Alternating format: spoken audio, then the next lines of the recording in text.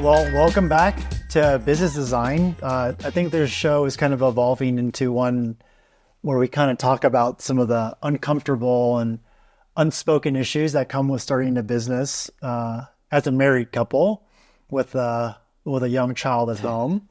In our last episode, we talked about resilience, right? Mm-hmm. And why it's important, especially to have resilience around the folks that are very closely tied to you, mm-hmm. how to build it, right? And so unfortunately, I think we established the fact that you kind of just have to go through tough things to build resilience.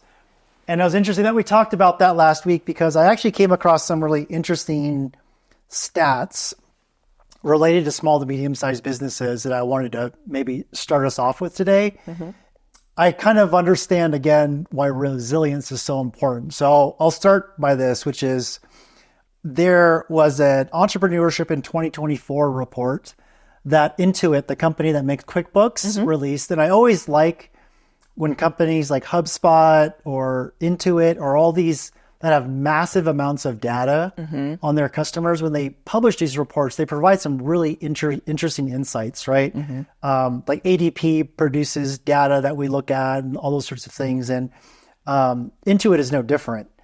And so one stat that was really interesting from this report was that nearly a quarter, 23% of U.S. consumers are considering starting a new business in 2024. Between 2021 and 2023, 5.2 million new business applications were filed, right? And so we'll share some of these stats in the notes, but there's a chart here that just kind of sees this steady increase in number of business applications. Mm-hmm. But what was kind of, and again, this is why I think resilience is so important, is that another stat that I saw was that startup insolvencies are at an all-time high. So most businesses there's a lot of businesses getting started, but the failure rate has never been higher, right? Interesting. And so it says here in total, there were 12,841 startup insolvencies, equating to 51% of the 25,000 total. Despite this being the lowest proportion of startup insolvencies in a decade, the overall number has been the highest it's ever been in the same time period. So there's just so many of them that are getting started, right? That the percentage is low, but the total number is high, right? So again, there's just a larger volume of businesses in general that are just failing. Right. And we all know the stats out there, 80% of the businesses fail in their first year or whatever. What's even more interesting as we go in through the report is starting to get people's definitions of what they think success means when it comes to starting a business. Mm-hmm. And what I found really interesting in 2024, and this is the data looking backwards, is that people see starting a business as a way to get financial freedom, right? And it's really interesting to see how they quantify success. So the report actually says that on average, the U.S. consumers surveyed said they will need to earn at least $230,000 in 2024 as a small business owner to be successful, mm-hmm. which is roughly 3 times the median household income, right? So people are starting businesses. They're thinking that they can start businesses so they can make more than their average income. So high expectations. So they have pretty high expectations, right? Uh-huh. And then even more interesting is that they surveyed a bunch of side hustlers and found that they would need to earn an average of $170,000 in 2024 to consider quitting their day jobs. That kind of checks, right? You're like a senior designer, you're a senior level person, you're making probably mid 6 figures, mm-hmm. right? You'd probably want to make at least that much mm-hmm. to consider going off and doing it on your own, mm-hmm. right? Mm-hmm. And then by generation, millennials have the highest bar for success in 2024.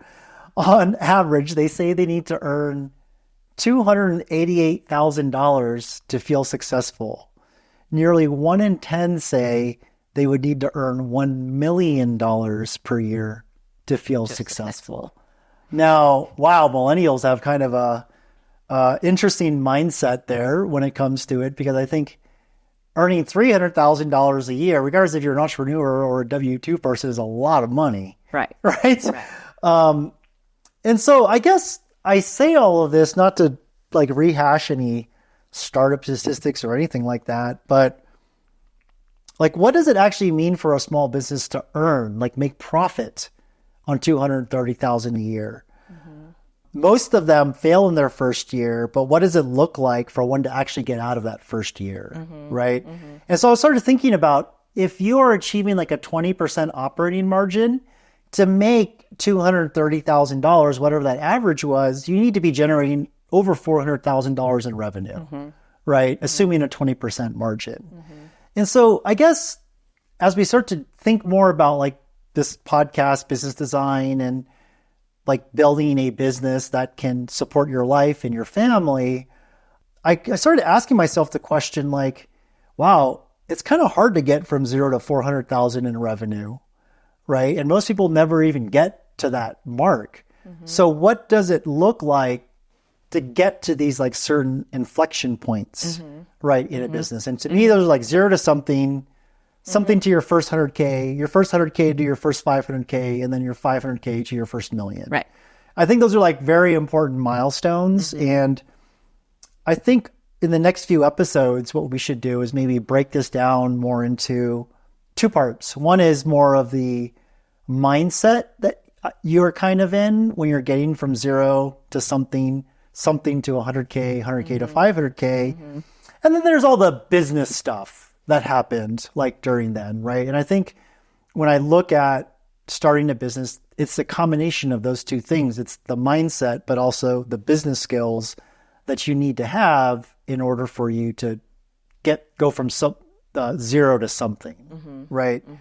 And I think you have an interesting lens on this, because when I started Toby, you were already working a full-time job, and we had a certain situation where it was somewhat stable for us to move forward, right? So I want to talk about that in the context of our life situation, and maybe over the next few episodes, we'll break down like the journey for Toby to get to these major milestones in revenue. So for today, what I really want to talk about is kind of the mindset, the relationship things, the non-business considerations that were kind of going through our minds as I started Toby, going from 0 in revenue to getting like our very first paid customer. So I want to talk about that today. And, maybe we'll switch a little bit here where you'll ask some questions. I'll ask some questions about where we were at that point of life and kind of remember like going from 0 to something. Yeah. Does that make sense? Yeah. Okay, Yeah. cool. So I guess before we get into the details, if you can maybe think back to when I was starting Toby, can you maybe describe to the audience like what was going on in our life then?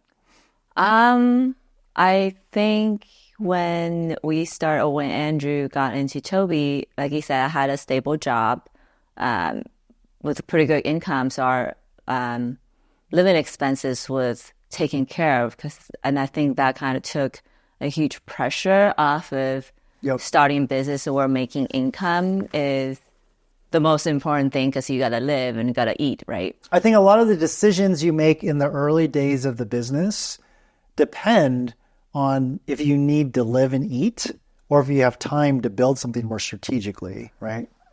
Yes. Well, I guess it depends on why you're starting the business, right? I think if you just, got laid off, your family's depending on you, you need to figure something out, then that's, a motivation to make money as soon as possible. So you might end up getting into businesses that are just like not sexy on the surface. Or you're not passionate about them, but you see a money-making right, opportunity. and that will give you the income and some freedom for that matter, right? And I think a lot of people are okay with that.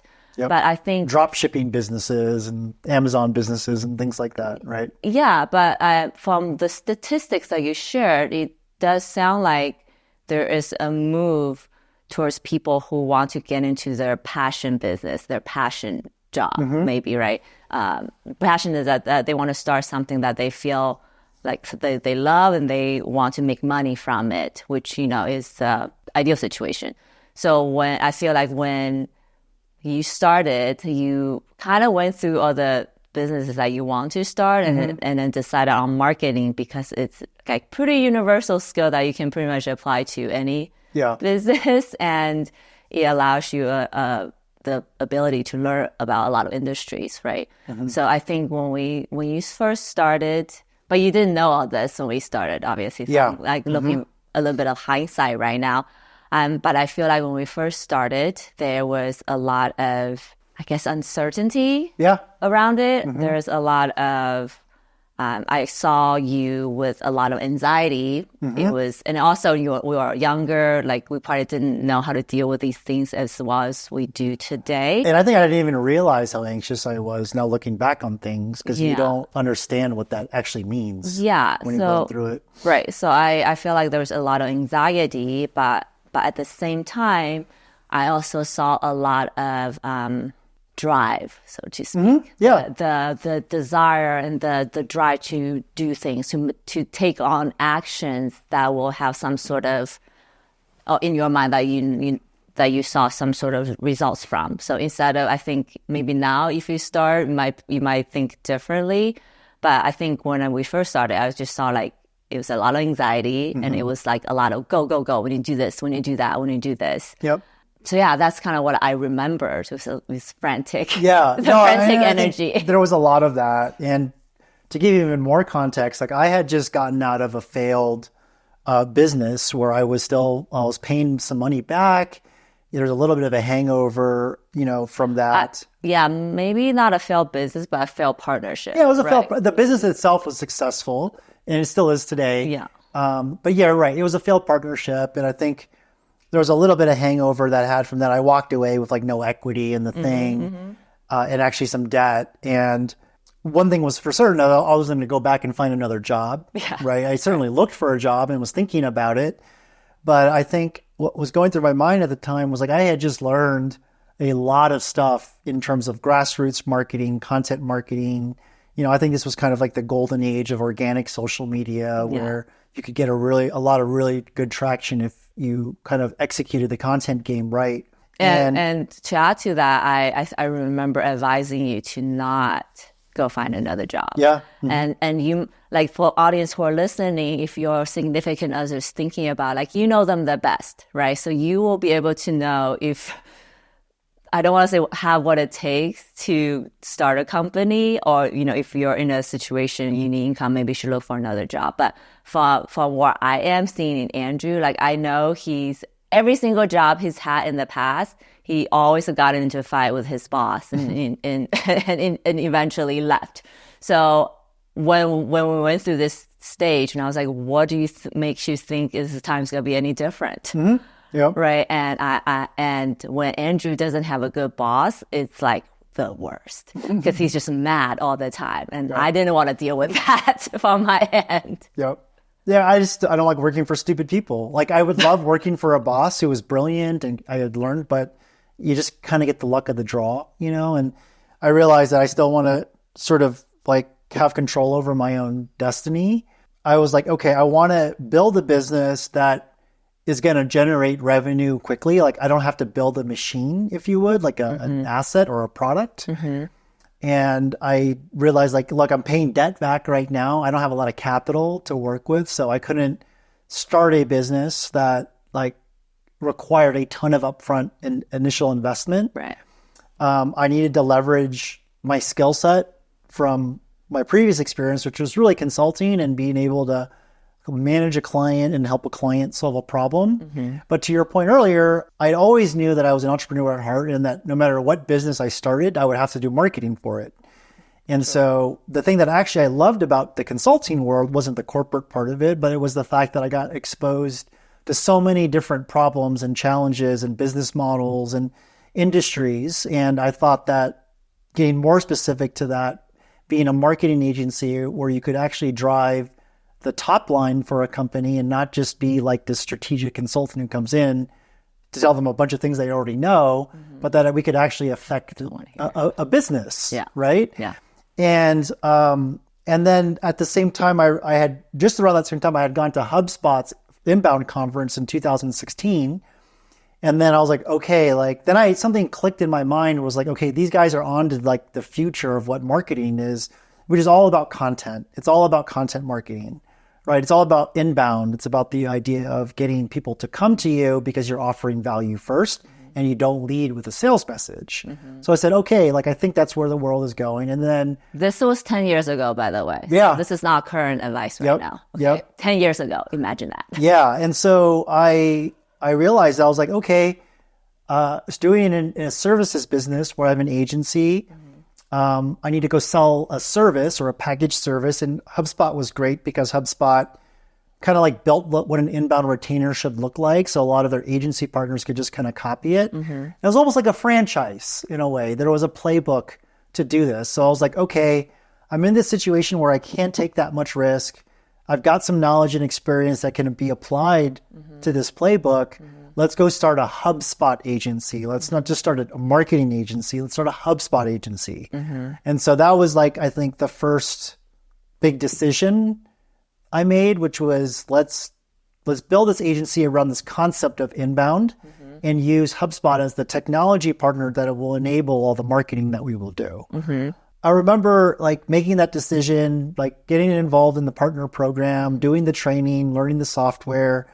And that's kind of like the first step, I guess, we took to actually being a business, because we actually had a product or a service that was tied into like another platform that could help us focus on selling, right? And so to me, that was a lot of the go, which is to try and figure out like what the heck we were going to actually do. And I think that was kind of the first big decision. But it was easy to make that in some ways because our financial situation was pretty stable, number one. I didn't need to make revenue for us to make rent, right? And then number two, we didn't have kids at the time. So it was like, what else are you going to do? Like, you don't have to take care of the kid. We don't daycare, all these things, right? And that, it kind of leveraged some of my background and knowledge, right, to start this next business. And so I wasn't like having to enter an industry, like being completely green. Like I was still new to it, but there was something that I could leverage in my previous life that could be applied to this. Well, I mean, I don't think anybody should go into business knowing nothing about the industry. Right? Well, why do people do that? Do people do that? They do. They do. Well, I don't know. I think that's strange for anybody to do that, but maybe there's context that we don't know about. But now looking back, though, would you still have chosen marketing to be the I think so. stake that you built your life on? Yeah, perhaps? definitely. Because I think everything these days revolves around marketing. And it's more growth. It's like content. It's about technology. There's so many things that marketing is a cornerstone to everything we talk about a lot of times these days when we talk about businesses, right? Or growth in general. And so I think we're at now being 10 years like in this space, a lot of what I'm learned and doing applies to everything else we're going to be doing. You know what I mean? So I'm happy I got the experience doing it. Yeah. So how would you, now knowing what you know, like how would you start your company differently now with all the experience that you have today? Yeah, that's an interesting like segue into what I also want to talk about, which is about the risk you want to take when you start a business for the first time, right? If I look back on that time, I knew that I would kind of have to fake it before I made it in some ways. And the hardest part was getting the first customer, was getting like the first revenue and selling to that first customer when you have no case studies, no examples, no testimonials. And that's always the hardest thing what we're talking about today, which is going from that zero to something, right? And so when I look back at that time, I think the only thing I was focused on was my warm network, like all the people who I had hired in the past, people who had hired me, people I'd worked with, asking them to introduce me to friends of theirs. Yeah. And the approach that I took was kind of like, I'm starting this business. I'm trying to get some feedback from people who might be my customers. What do you think about this? And inevitably they're like, well, when you start this thing, like, let me know about it, and that was kind of like the less risky way for me to get that first bunch of revenue. You can go advertising, you can create content, and to this day, I still tell people if they have no brand awareness, they're launching a product or whatever from scratch, you have to do hand-to-hand combat.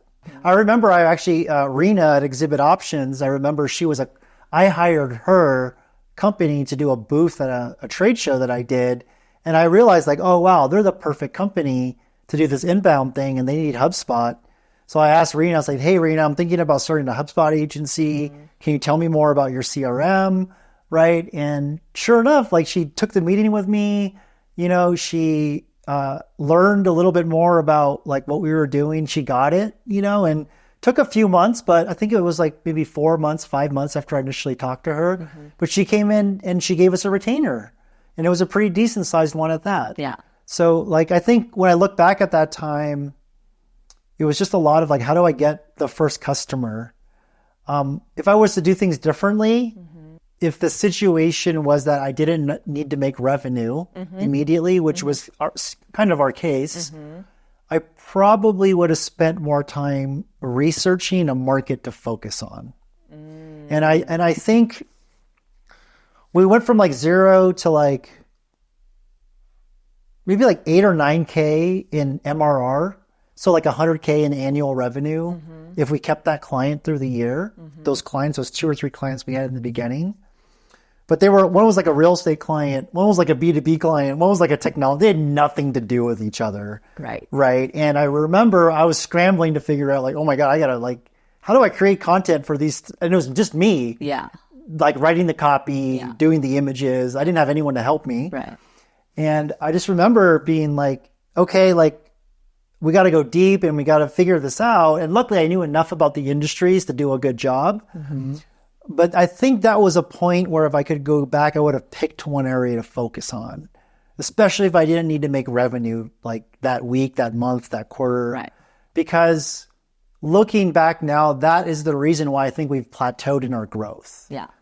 Because I just worked through my warm network and we didn't develop an expertise or competency in a very specific area. And at the time, every single person talking to me told me, you got to specialize, you got to niche down. We all know that, right? But when you're just trying to grab any dollar you can get and you got a live one on the hook and you've never sold that before, you're going to grab that revenue. Yeah. Right. Yeah. So I guess the lesson from what I hear is your first client matters a lot. It kind of sets your trajectory on a lot of things, right? And maybe in a lot of ways, don't be afraid to say no to some opportunity. I'm so good at that now. Yeah. And people are like, dude, why are you going to walk away from this? This is good revenue. I'm like, dude, this is a pain in the ass client. I know enough now to know that taking that 5K of MRR is going to cost you 7K in effort, time and team and people quitting and stuff like that. So I'm a lot more,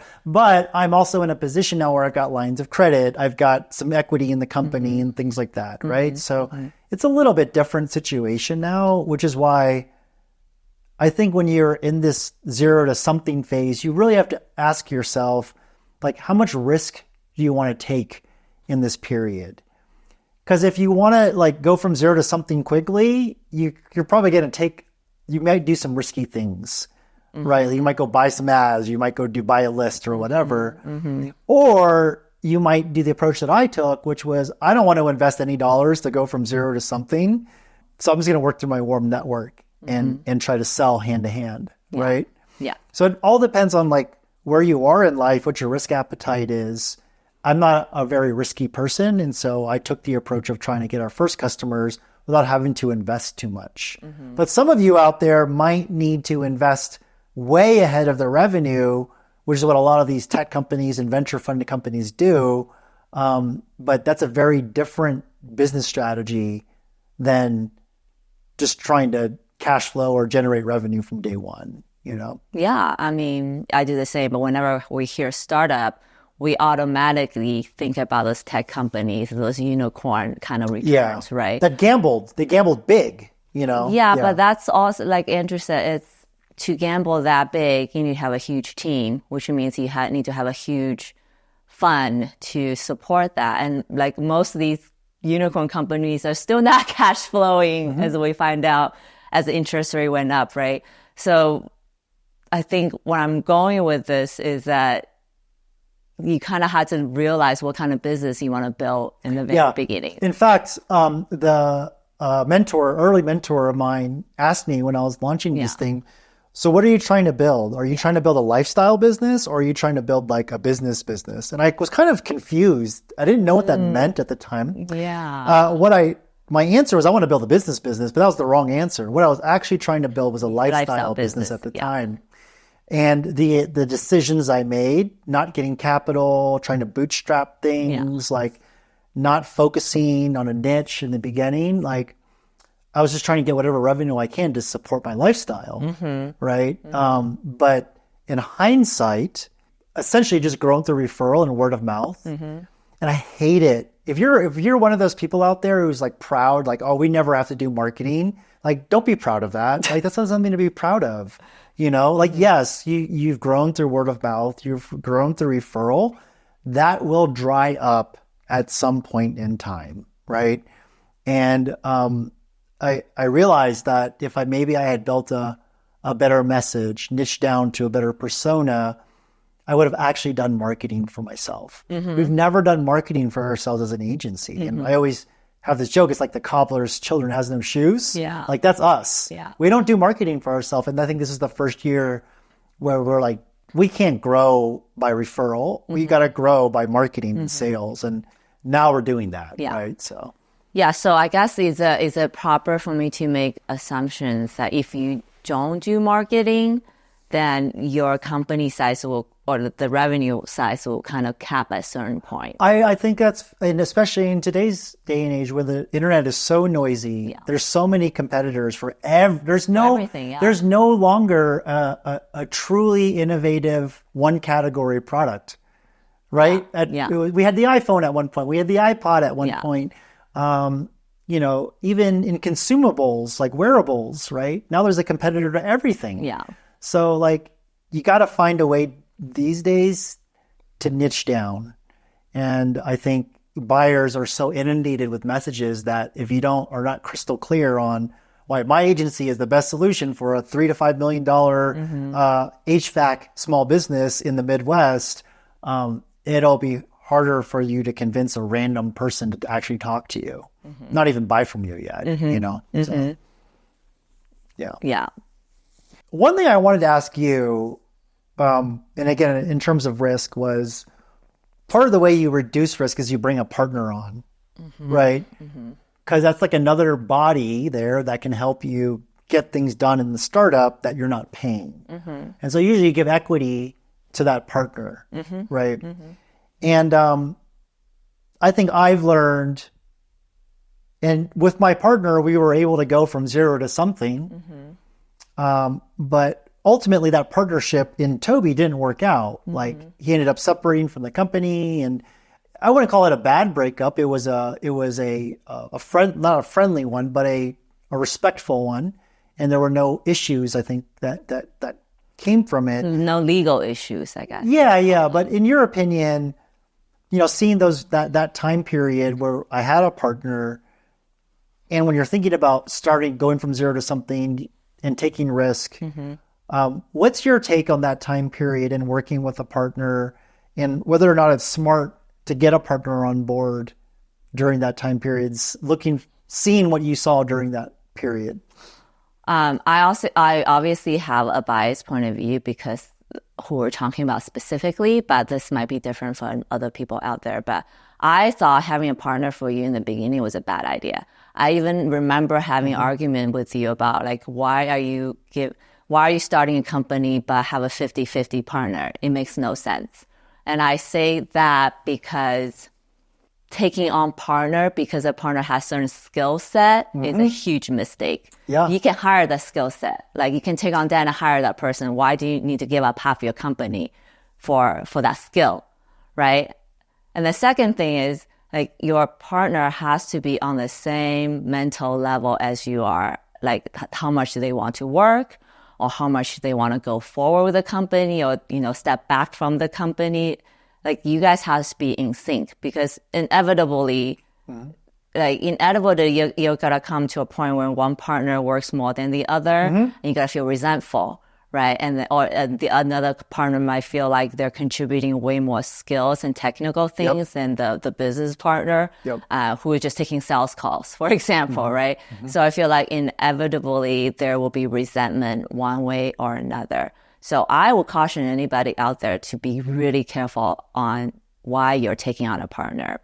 What's the purpose of that partner? If it's something that a group of small, like your partners, one or two people have talked about since your childhood, now you're finally starting it. Like I can think of you, like Bobby Hundreds was like that example that comes to my head, right? Then it's perfect. It's fine. And even I think with Bobby, they started with 3 partners, 1 left. Now they have 2, and that's been the family, so to speak, right? But if you're starting a business and you're going out trying to find like someone to do it with you, be very cautious about why you're doing that.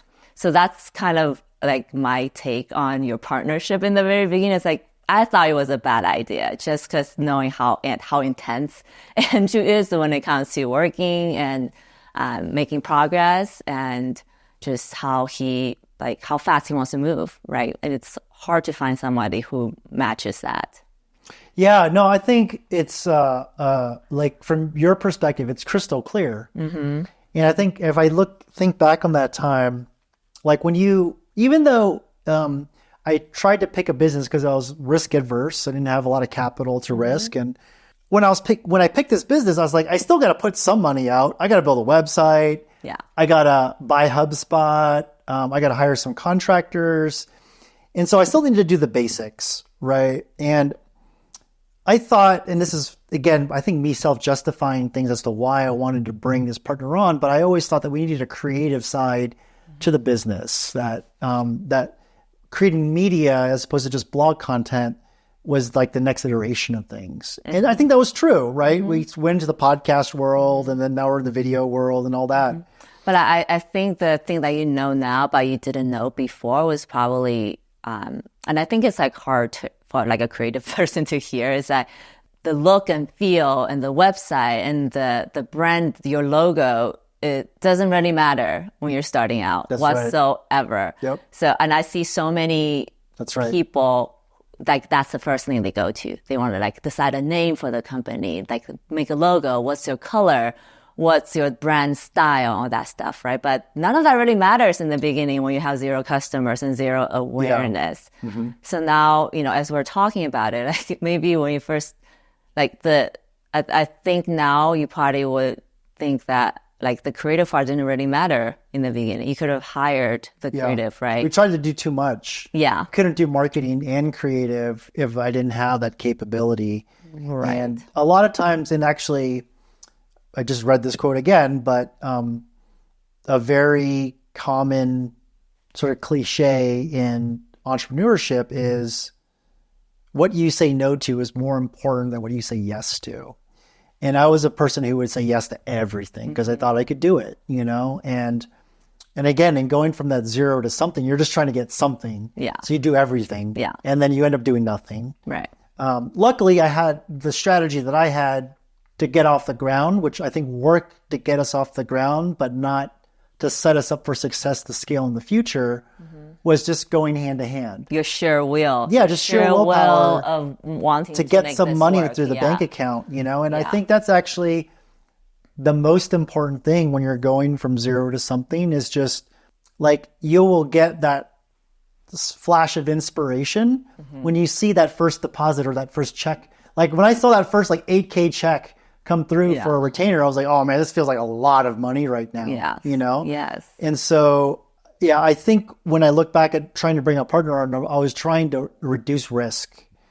But in the reality of it, it actually made us split our efforts too much, where we not only didn't focus on a persona or a vertical, now we have multiple services, right, that we can't even focus on. Yeah. And so a lot of the beginning years, and I think in the next episode, we'll talk about the something to 100K, right? But it was like madness trying to service that. I think it was, we got to 10 to 12K a month in like MRR, which is about 100K. Actually, we went from 0 to 100K like relatively quickly in ARR. Yeah. But it was madness, honestly. Just one, like wearing 50 hats in different verticals. And I think I probably, if I look back, being a more experienced entrepreneur now, one, probably wouldn't have taken a partner. Two, would have maybe spent some more time focusing on a niche, a beachhead to start with, and then going through the iterations to get to that beachhead. Because as we'll talk about maybe in our next episode, after we started to scale, I started to launch new things, but I didn't spend enough time doing it over and over again consistently to make it work. Yeah. I would give up after it failed after the first time. And like, that's a whole nother part from the 100 to 500, right? But I think the 0 to something was just the hand-to-hand combat, and really just trying to establish what our services were and to get someone to pay us something, you know? Yeah. Yeah. Yeah. So I guess for all the statistics you read, like for people who want to quit their job to make more money, it's almost impossible in the first 5 years. It's hard. And I think actually, the last thing I just want to talk about is that the thing you pick to start with, and there's this book right here. It's called Disciplined Entrepreneurship. It's a really great book for seasoned and amateur entrepreneurs. I think I always knew this in the back of my head and in my gut, but I think in this book it tells you that when you pick a market to go after and niche down into, there's like 8 elements. It's like, is the customer well funded? Is there growth opportunity? You know, the typical things. But one of the questions that it said as a checkpoint, and if you say no to any of these questions, it's not a market for you to go into, is, are you passionate about the customer? Right? And I didn't give a shit. I was like, I'll take any customer.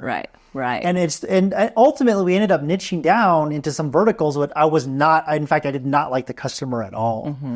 And we are trying to move. Correct. And I actually think in hindsight, going back, if I were to do this again and start it again, I would have made that my number one question in establishing what market to go after, which is, do you like the customer? Are you passionate about them? Because for the next 5 or 6 years, you're going to deal with them and all their problems as you're figuring it out. So I think part of the 0 to something discussion is about, are you going to be in the trenches solving problems for someone that you care about? Because if you hate that person, it's going to be really hard for you to solve those problems. You know? Yeah, I mean, that's why I find it strange that people will start a business I'm sure it happens, like you said, if I start, just pick a random business and then go into it when they have no emotional connection. You can get to a certain point, but inevitably at that point, there's going to be huge problems that start to come up. Yeah. And then if you don't have the passion for it, no matter how much money you're making, it's going to be It's another job. Yeah. It's a job. Yeah. It's just a job you hate. Yeah. But you can't leave at that point. Yeah. So, again, this whole idea of 0 to something, like, when you first start a company, right, you open a bank account and you got to give your EIN number. It's your operating agreement is different from opening a personal bank account. And to me, 0 to something is like that when you open that bank account, you got to capitalize it, right? You got to put your own money in that's the first equity that goes into the company. But after that first 10K or 100K or whatever you put in to start the business, that first check that comes in, right? Like, how do you get that first check? And I think as we're talking through this today, I'm realizing that there's many different ways to get to that first check. And sometimes it's a decision on trade-off of, am I just trying to build this lifestyle business to get off the ground today and support my life today? Or can I be a little bit more deliberate about picking and choosing where I want to go and testing? And when we're all in different situations, personally, professionally, whatever, your decision point on how you go to 0 to something is going to be different based on that own situation. Yes. And I guess there's also a lot of things that are out of your control, right? Yeah. Like, yeah. Like who your first client is. Or COVID. Yeah, COVID. How many businesses launched during COVID? And had to shut down. Some made it, some had to shut down, right? Yeah, but there were decisions that had to be made from that 0 to something phase with these businesses. But I also, like, do you feel like during the first part, were most things out of your control, or like you had control over some things, you just made one decision versus another? I created an environment where I could control what I needed to do. Mm-hmm. I'm going to get my first customers from people that I already know. Mm-hmm. I can control who I talk to, who I have access to. Mm-hmm. If I said, I want to just launch this brand from scratch and go out to like a cold audience, that I have no control over. So like by going further down the funnel to like a warmer audience, like I gave myself a better chance for success. Sure. But the trade-off of that was that the longer-term success that I could have gotten by maybe looking at a different audience, or not going just to my cold audience and maybe going up the funnel and looking at going broad, maybe we would have done more marketing for ourselves today, and we wouldn't be so reliant on referrals. Yeah. Right? Yeah. But I also think like starting a business is, like we talked about previous episode, you're kind of embarking on a self-improvement journey. Yeah. Right. So I think if you start the business today, you'll be very different in your 40s versus like, in your early 30s. Right. So do you want to talk a little bit about the mental things? Yeah. That the changes I went through? I'm definitely a lot more resilient now after doing this for 10 years. The common examples I use are there's when I would get problems or challenges before, I'd melt down a little bit, like mentally and emotionally sometimes, like, oh my God, how am I going to do this? Like, and now they kind of go in one ear out the other, like, okay, I got it. Like, we'll deal with it now kind of thing. Right. And I just kind of pack it away. And whereas before, like, it would sit on my mind all the time. And look, I've been eating better. I've been exercising more. There's been a lot of lifestyle changes that help you deal with anxiety, but also the resilience of, oh shit, like they're not going to be able to pay us this month, or oh shit, like I thought we were going to get a client this month and we don't, and I have this contractor I have to pay, and I've got to put some money in the the company bank account from my personal to do it. Like weighed on me very heavily.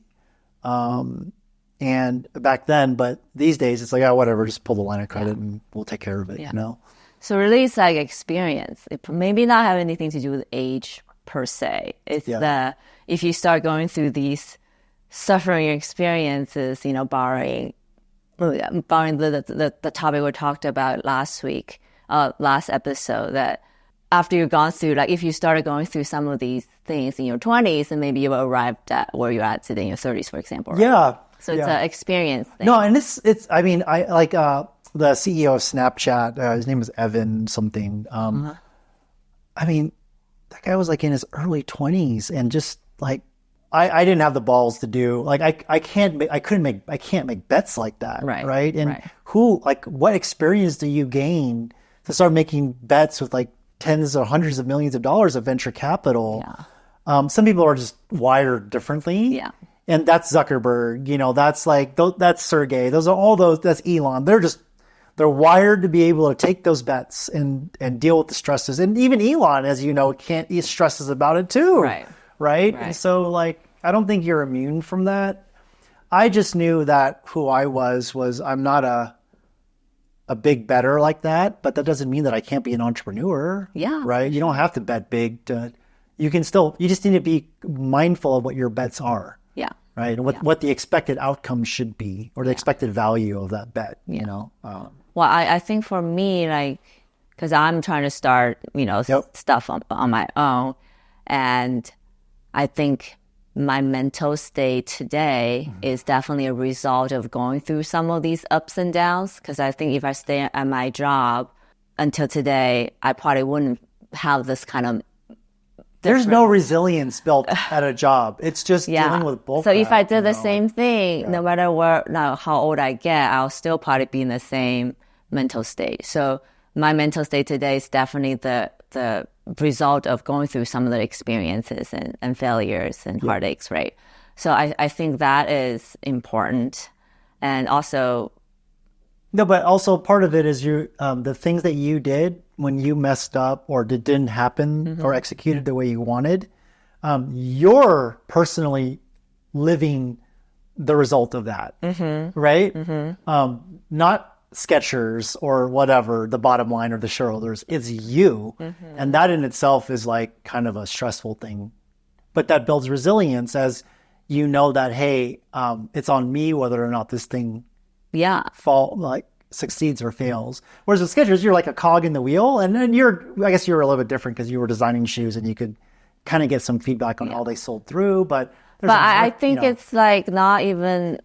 I think having a job, right? Like, I mean, I don't want to keep on going back to this topic, but you're just exercising one part of your brain day in, day out. You're a pet, kind of. They're taking care of you as a pet at the company, and like you're not challenged to do much outside of that, you know.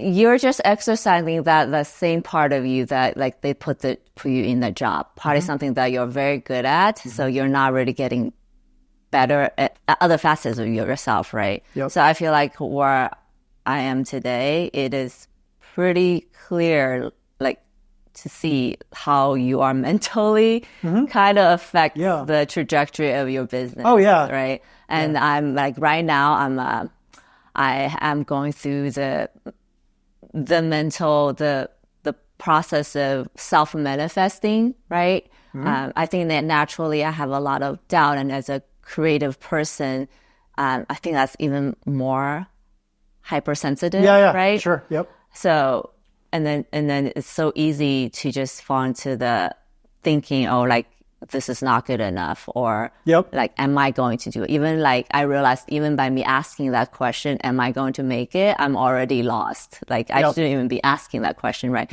So now I'm very much on the manifesting what I want in my head, and I really believe that I'm going to make it. I'm going to get there no matter what, right?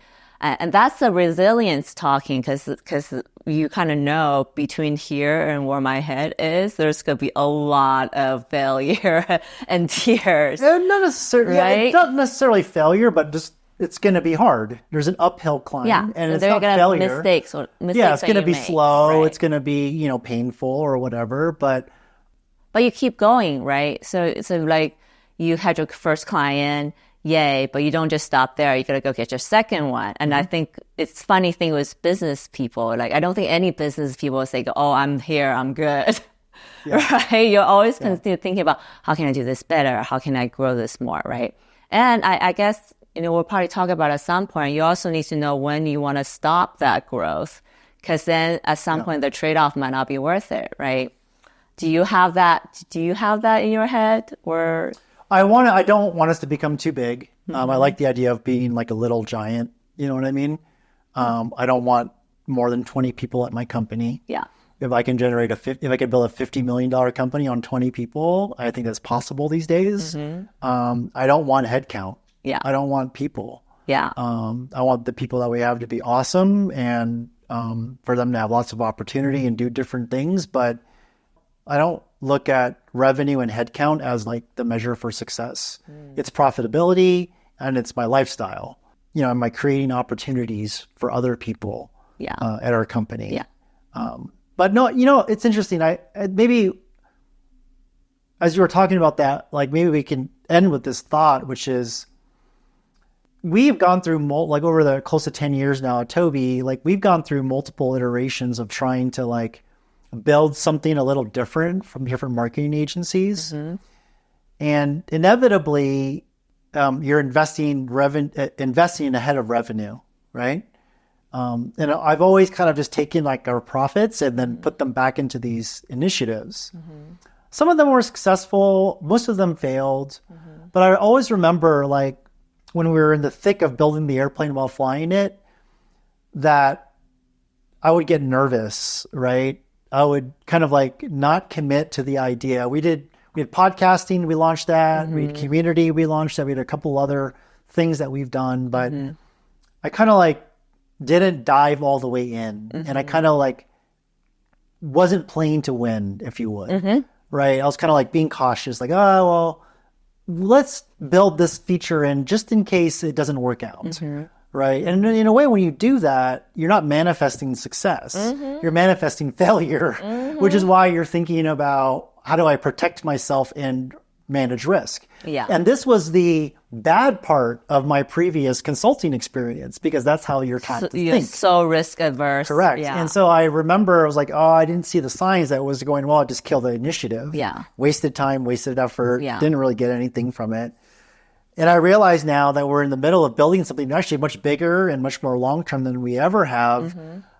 I'm now starting to see the P&Ls every month, and where cash flow is, and our main business is profitable, but we're investing in resources now to help us build for the future of this agency. And I think this is the time period before where I've been like, oh man, I'm not seeing results yet. And like, but now I'm like, no, let's keep investing. Like, let's double down. Like, let's be methodical about this, because if we really believe in what we're doing, we should play to win, not play to manage the risk around winning.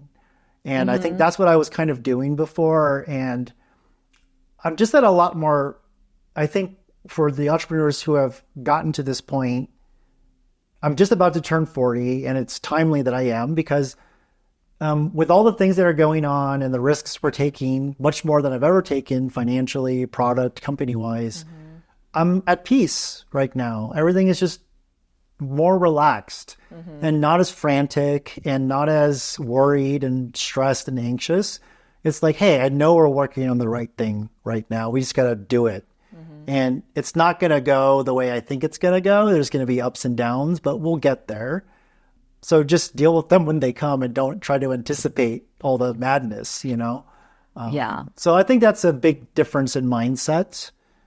Between the 0 to something versus we're trying to get to our 5 million, mark right now in terms of revenue. And that's a big climb for a lot of small businesses. Yeah. So, yeah. Yeah. And also, I think there's a lot of people wondering, like, is it too late for me to start a business?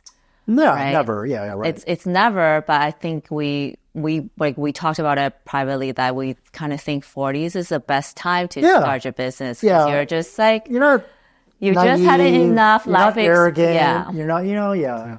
You just like had enough like experience in life to know what you are okay with and what you're not okay with. And I think that is a huge part of it. It's so funny. I mean, I talk to entrepreneurs all the time. The ones that have been through a couple of failures and maybe a success or two, that are in their 40s and 50s, like they all say the same things. They all say the same things. It's like, you gotta have a target market. Don't do too many things at once. Like, focus. They all say the same thing. And then when you meet the hyperscaler younger one that doesn't have as many, and maybe they were at the right place at the right time, they're smart, they're innovative, they have the right ideas, they're just go. Yeah. And we have to realize that the companies that get their fair share of attention are the hyperscaling unicorn venture capital sort of things. But there's a lot of boring businesses out there that aren't like that, and that you don't need to hyperscale, and that you just need to have the fundamentals down. Yeah. And I think everything we talked about today also applies to the creator businesses. Oh, yeah.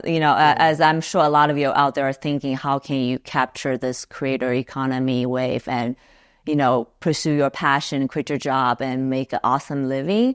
Everything we talked about today still applies. You got to start with a very narrow focus of who you are, who you represent in the, economy, and what you want to say and be valued for, and then who your customers are. Still the same, right? Yeah, and I've been saying this a lot lately, is like last 10 years ago, generic marketing worked. It could work. And you could grow cheaply and reliably from generic marketing. Yeah. But 10 years later, when you have an exponential amount of platforms, an exponential amount of content, everybody's looking at all the same stuff through the same screen, right?